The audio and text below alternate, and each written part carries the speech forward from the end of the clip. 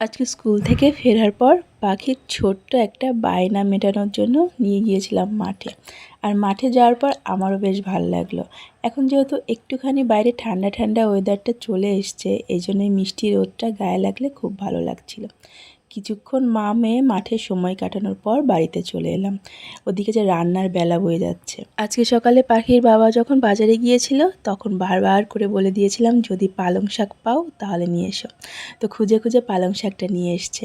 আর আগের দিনই বলেছিলাম যে ফুলকপি আর এই পালং শাক শীতের সবজির মধ্যে আমার সবথেকে প্রিয় সবজি। তো আজকে ভাবছি এটাই বানাবো। সব রকম সবজি দিয়ে এই শাকটা করলে আমার আর কিছু লাগে না।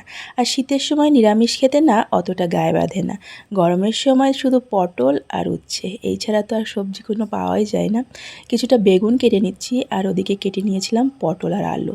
তেলের মধ্যে একটু পাঁচফোড়ন, একটু তেজপাতা আর শুকনো লঙ্কা ফোড়ন দিয়ে কিছুটা দিয়েছিলাম মুগের ডাল। এই শাকটার মধ্যে যত রকম সবজি আছে সবই আশা করি দেওয়া যায়। আমার তো বেশ লাগে সবজিগুলো। তো কিছুক্ষণ নাড়াচাড়া করে দেওয়ার পর একটুখানি দিয়ে দেবো জল, একটুখানি ঢাকা দেওয়ার পর হয়ে যাবে আমার শাকটা রান্না করা। পাখির কাছে জিজ্ঞেস করলাম এটা কি শাক বলো তো। তো জিজ্ঞেস করতেই ও বললো এটা পাতা। ওর চোখে যেটা লেগেছে ও সেটাই বলেছে। রান্না মোটামুটি কমপ্লিট। কিছুটা বেগুন আগে থেকে ভেজে তুলে রেখেছিলাম, একসাথে দিয়ে দিলে বেগুনটা গলে যায়, যার জন্য লাস্টে দেওয়া। এর মধ্যে যদি একটুখানি বড়ি আর মিষ্টি কুমড়ো দেওয়া যেত অসাধারণ হতো ব্যাপার।